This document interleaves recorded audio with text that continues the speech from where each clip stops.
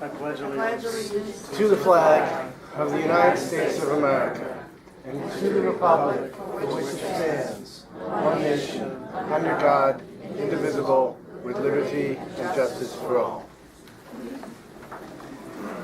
Okay, we're going to dispense with the reading of minutes, save that for another meeting. Okay, and the treasurer's report. Obviously, the main event today, and one of the main events, I guess, for the year would be we're fortunate and honored to have our county executive, Kathe Donovan, with us right now, and then the man challenging her, county executive, Jim Tedesco, who right now is in a closed session with the freeholders, where they had to close the session, and he'll certainly be coming back up. I don't think Kathe needs much introduction to you. If there's anybody who knows how to explain government, promote the media, and also bring all different groups, ethnic groups, together and honor the different ethnic groups that we have in this county. I think it's Kathe. And I was honored, and of course I always give Kathe a bit of a hard time. She knows that, but yeah. We celebrated Philippine Independence Day on June 12th, and Kathe, who began her work with the county in the Office on Aging as an attorney, there where I was working at the time, and I just started a little bit before her. But of course, she's much younger than me.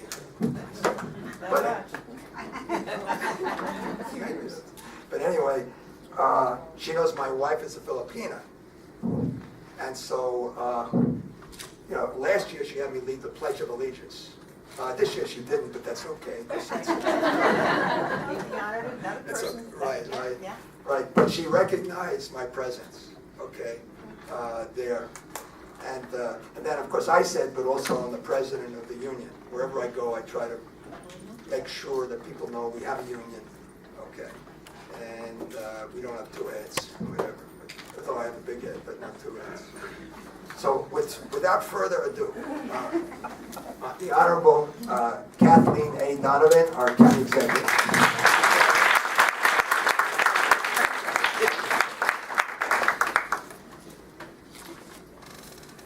I met Jerry Drummond in 1981, and I have to tell you, he has never changed at all in all those years, and you know that too. Good afternoon, good evening, everyone.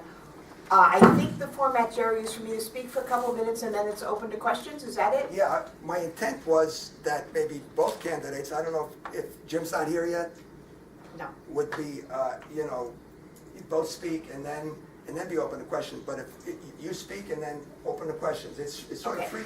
They're in closed session upstairs. Yeah, so free fall. You speak Okay. and then we'll open to questions. That's great. Thank you. And you can stay when he comes and whatever. Except I you have to go down to the Sure. Teen Arts Festival Sure. downstairs. Whatever. Okay. You speak and then we'll ask you questions. Okay, thanks, Jerry. Okay, now we know what the forum is. I'll speak a couple of minutes, then you can ask me any questions you want to. First of all, I'm here seeking your endorsement, and I hope that you give me favorable consideration. For those of you who know me a long time, and I've been here over 30 years now, I don't lie. I tell you what I'm going to do, and I do it.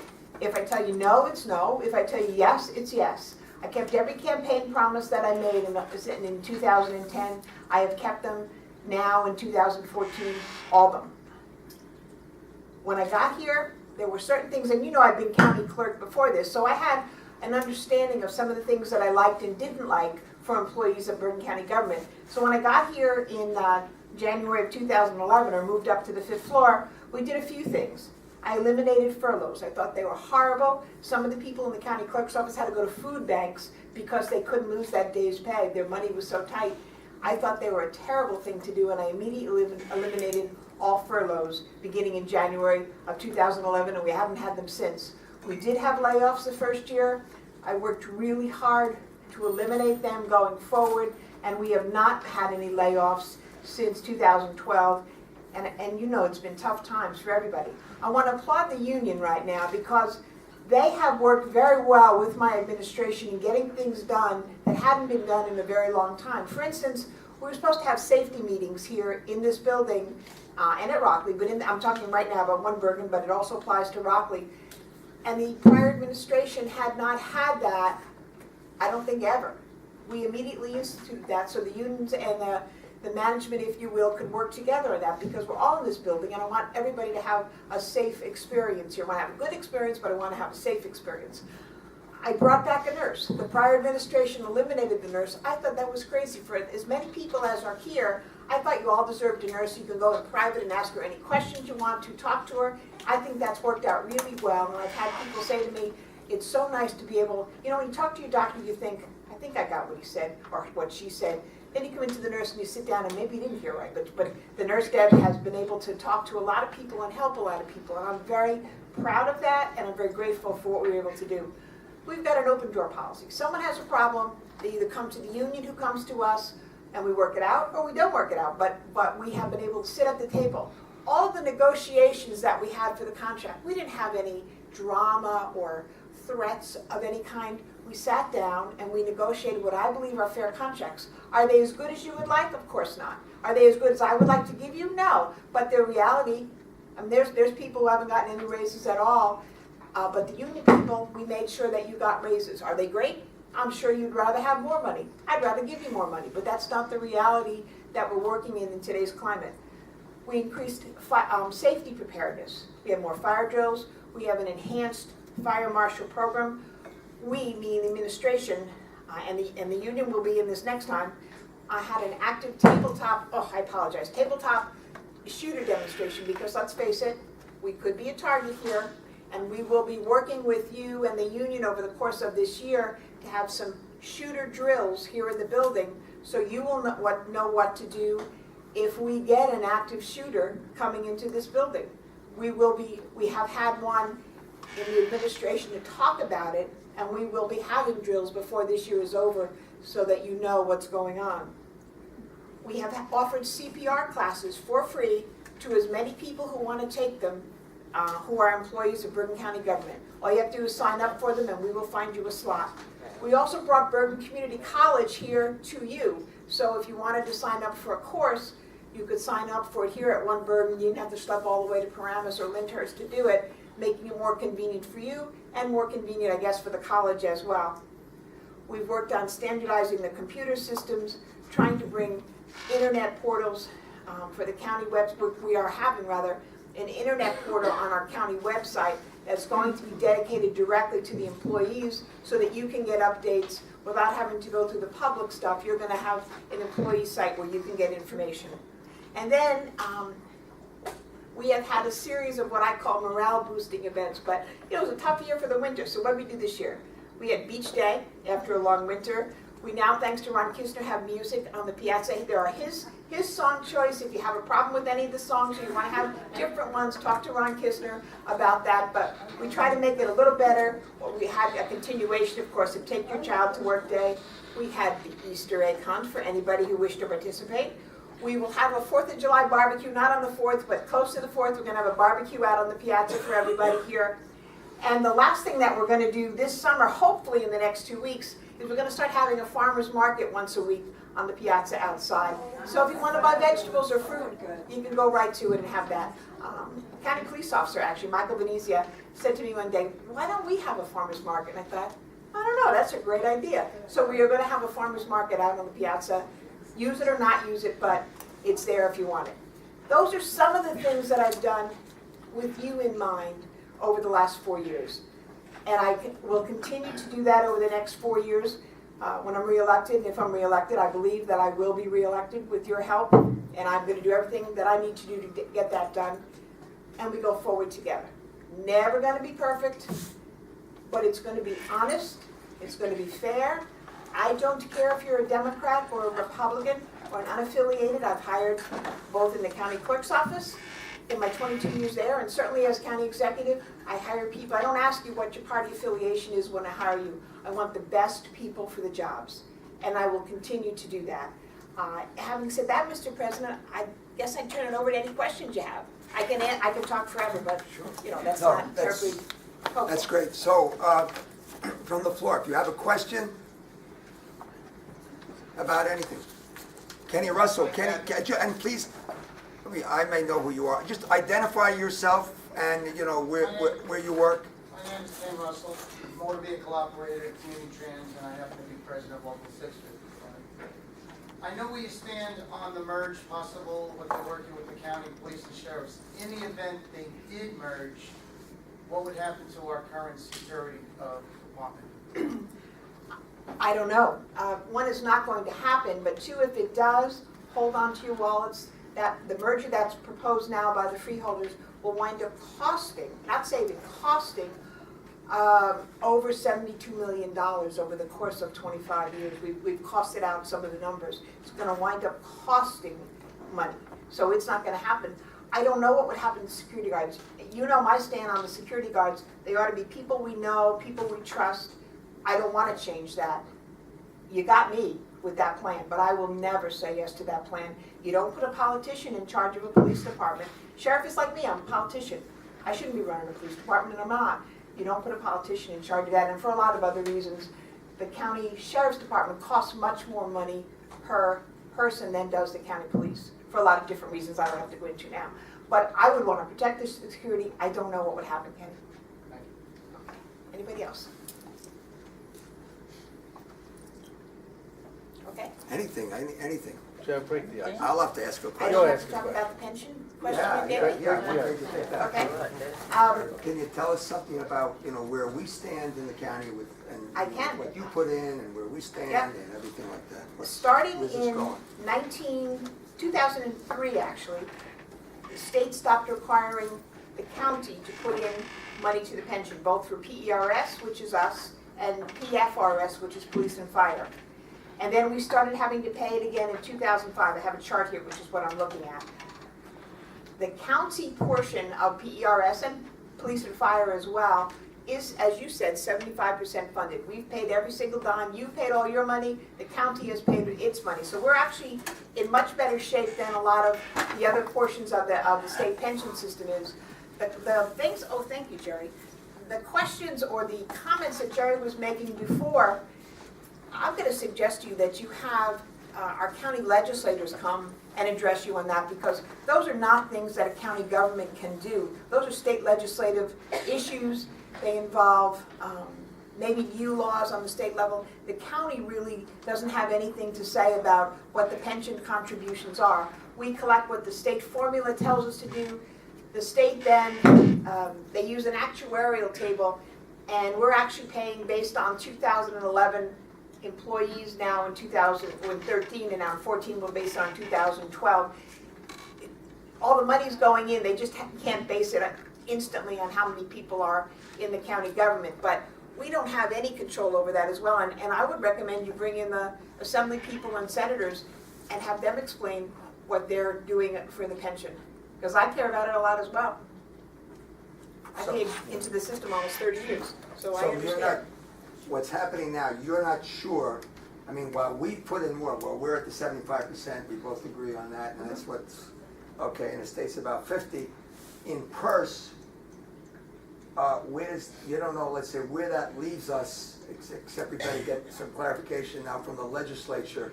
Yeah, you have to get that from the state legislature, the assembly people and the senators who represent you. As far as our county employees are concerned, I believe we are in good shape. We paid all the money. We're 75% funded. The state is about 52% funded for their employees. Same system, but we get to use our money to pay our people who retire. So we're in good shape. We also, and this is a compliment to the prior administration, Bob Lau did a fabulous job of working on employee benefits, the package of benefits, before he left in the prior administration. And we are reaping some of the benefits of that, because by being self-insured, we get much more for our buck than the state does. And we have a plan that's, I don't think anybody can touch, quite honestly. In today's climate, our county plan is better than the state's plan, and anybody else I talk to, we have a better plan than anybody else does. And I didn't set it, I've made it better as much as I could, but you gotta give kudos where they do, and Bob Lau did a great job on that. Just one follow-up still with the pension. I've heard some things that I'm concerned, and this is just like as recent as yesterday, that the state, whoever from the state sends the county its bill, Right. right? Yep. When the county gets the bill, here's That's what correct. we say you have to pay, That's correct. okay?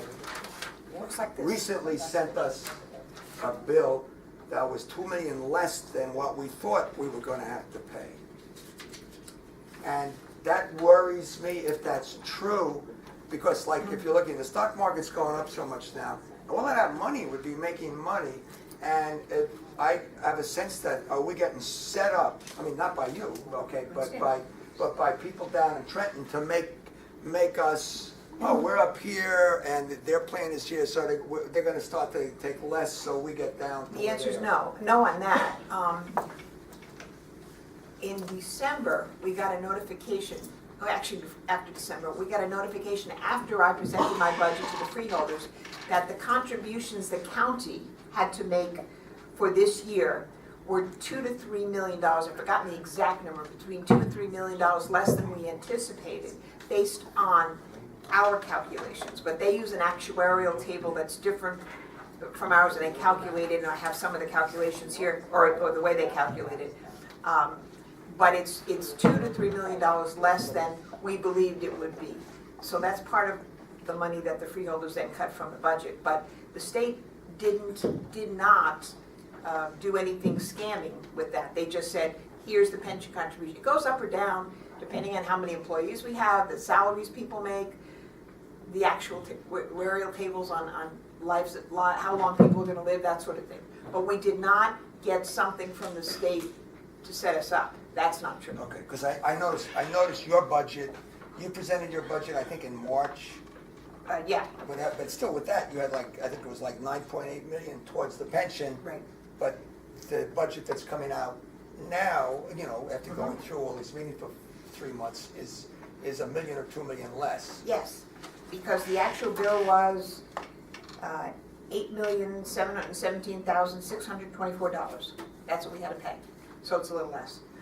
One concern I'll just say, and I don't mean this politically, but what the freeholders have done this year in passing their zero increase budget has set us up in a $3 million hole for next year. I don't know if they're going to take it out on the hides of you guys here, but we're $3 million in the hole already for next year based on the freeholders trying to make it a zero increase budget. That's just something you want to keep in mind, because where do you find the $3 million? Do you try to cut it from employees? Just telling you, you got to watch that. Question, okay. Yes, Don't ma'am. forget, identify yourself.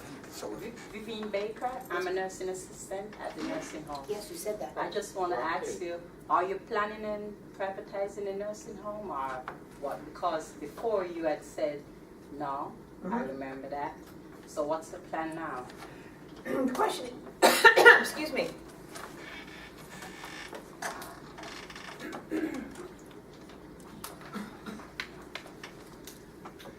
The question was, do I plan on privatizing the nursing home? And I had said no before. And the answer is still, I don't know.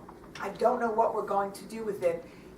It won't be done secretly. It'll all be out in public. People will get to talk about it. I will tell you, though, we cannot afford to continue at a $4 million deficit every year. The county, the rest of the taxpayers of the county pay, in addition to all the money we get back from Medicare or Medicaid or insurance or what the families pay, we lose $4 million a year on that. That's a lot of money that we could spend on seniors and children and paying down county debt. So we've got to look at everything we're doing up there.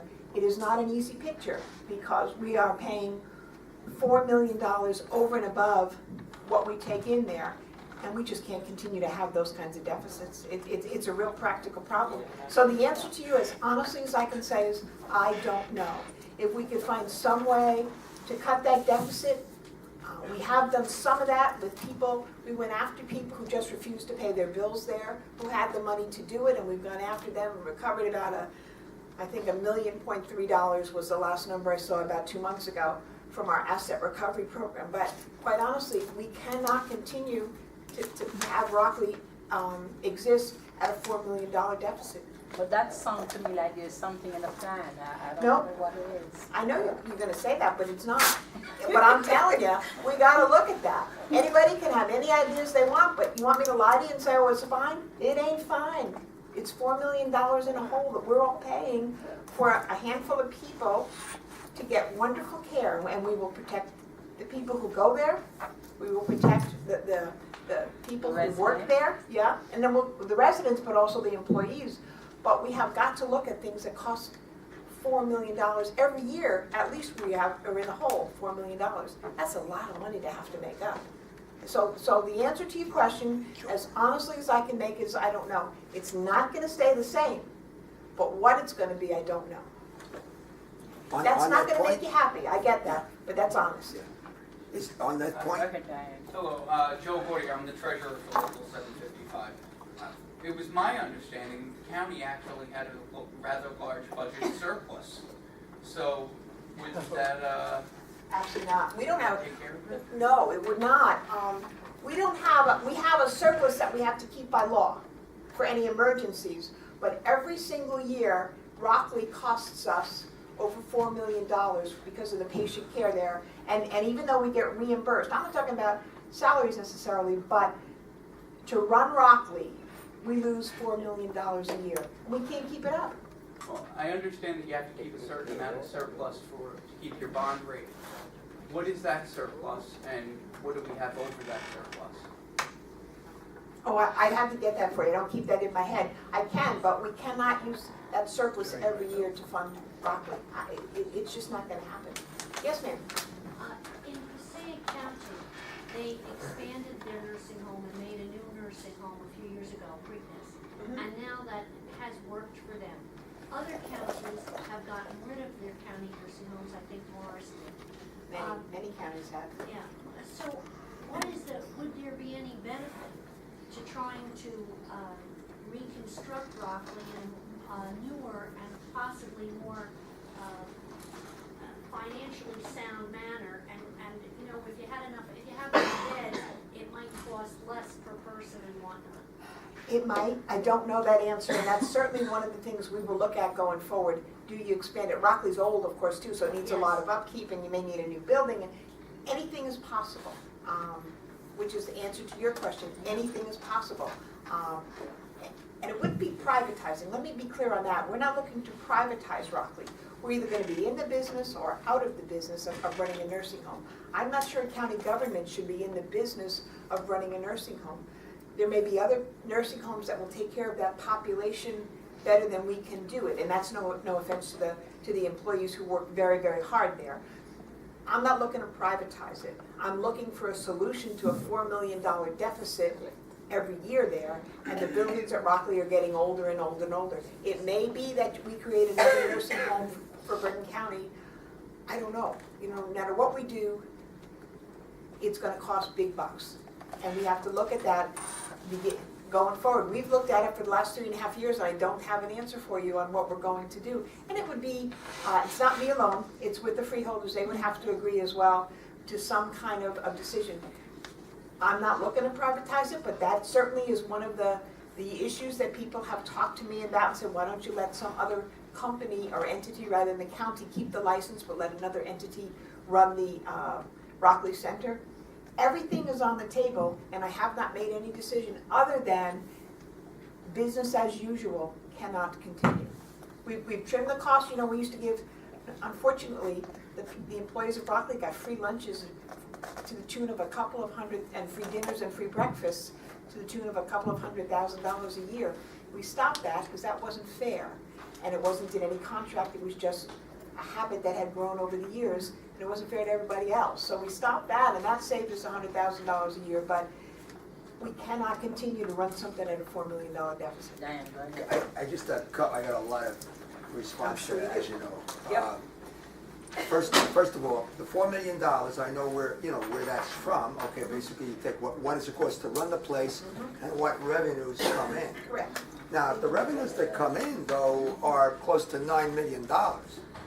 Okay, $9 to $10 million. But it's still a $4 million deficit. I know, but when you go through the county budget, okay, and, for example, right now, say the taxes that need to be collected, okay, for a 500, you introduced a $511 million budget. I don't know what it is now, but let's just say the taxes that had to be collected there's something like 346 million. The rest was coming from grants, fees, and other things. Right. Okay? So, the revenues that the nursing home got, when you look at the revenue page in the budget, the most revenues from any operation in this county was from the nursing home. Jerry, that doesn't make any difference with $4 million Right. deficit. You could bring in $100 million, but if it costs us $104 million, we still got $4 million to make up on the backs of everybody else. You can't have But it, you know? it's how you look at things. What's the purpose of Yeah, government? we have a $4 million deficit, my friend. Well- It may bring in money, but we got a $4 million deficit. What's the deficit with the sheriff? About 55 million. You don't want to start me on that. That's huge, huge. I'm telling you, that's what it costs. They take care And of that's about why I- $2 million. And that's they why cost, say, I said 55. I wanted a seat at the bargaining table with them. The new contract's gonna cost us $12 million. No, okay, I but agree. I'm not trying to knock the sheriff. It's just that Not nor when mine. you, I think it's sort of like unfair that they're, because they do bring in the money. Maybe you may Jeremy, have a they point, bring but- in money, but it doesn't cover the cost. We're $4 million in the hole. It's not the employees, but it's the concept of a nursing home. Should a county government be in the nursing home business for one nursing home for X amount of people when there are thousands, if not 100,000 people who could use that service? We can only serve X amount of people. Should we be in that business? Would our money be better spent taking care of more seniors to keep them in their homes, for instance? I don't have the answer, but we cannot continue to have a $4 million deficit. And they do bring in money, you're absolutely right, but it doesn't cover the cost. So no matter how much they bring in, if we're losing money, we're losing money. Okay, I have responses to all that, but I don't want to monopolize right now, but I will continue to say, I think we're going to have to, because our outlook and philosophy on the role of government. Yeah, actually, that's where I wanted to go. Mark McCart, union rep, you guys know me. I guess that was really my question, was that if, the sheriff's office, please, we're always willing to spend money in those areas because safety is important. Are we not, if we're going to spend taxpayer money, is not taking care of the elderly who can't afford the expensive nursing homes a priority for us? Well, Mark, you can't go there because then you start talking about, haves and have-nots. Listen, Isn't I that what worked government's my partially way here up for? from no money. My parents were wonderful, had no money, so I understand that. Believe me, I do. The problem is that $4 million. You know how many seniors I could help with that $4 million? We could help thousands of seniors stay in their own homes with that kind of money that we're spending on a couple of hundred. So you've got to look at the whole picture. That's my job. So- look at the whole. No, my So turn. what do we do with the 100? No. Mr. So what do we Ms. do with the McCarty, it's my 100? turn. Do we leave them out on the? Absolutely Where do not. we What I put them? said in the very beginning, you find a nursing home that will accept them and take care of them appropriately. I've been through this personally with my family, and I've been through it with a lot of other people.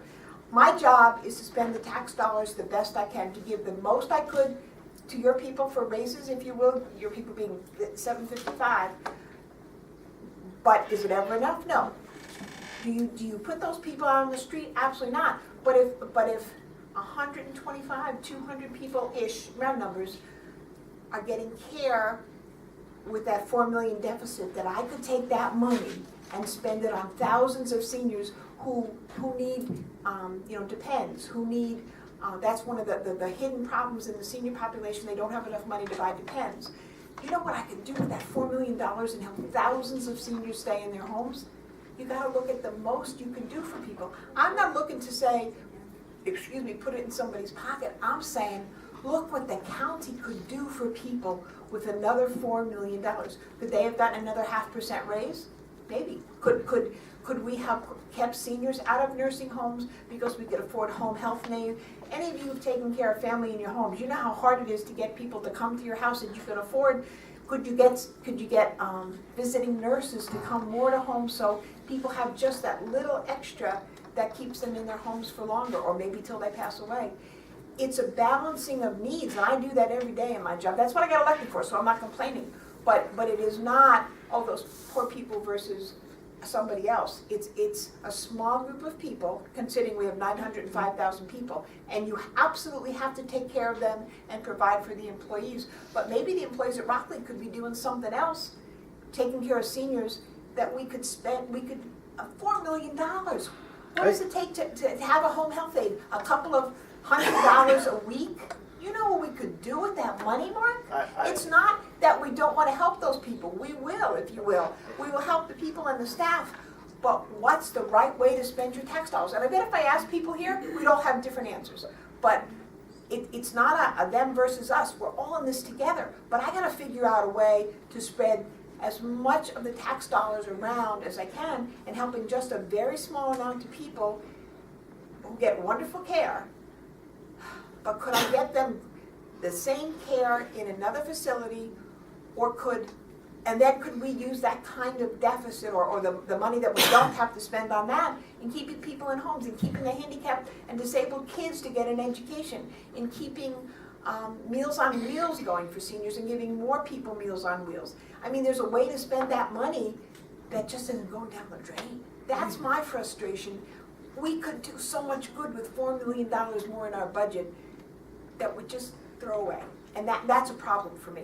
Not the quality of care, not the staff there, not the people there. It's all great, but it's too much of a drain as it is now. That can't continue. Just think for a minute what you could do with $4 million. It's incredible how many people, if you just kept it in the senior population, how many people could we help with $4 more million a year?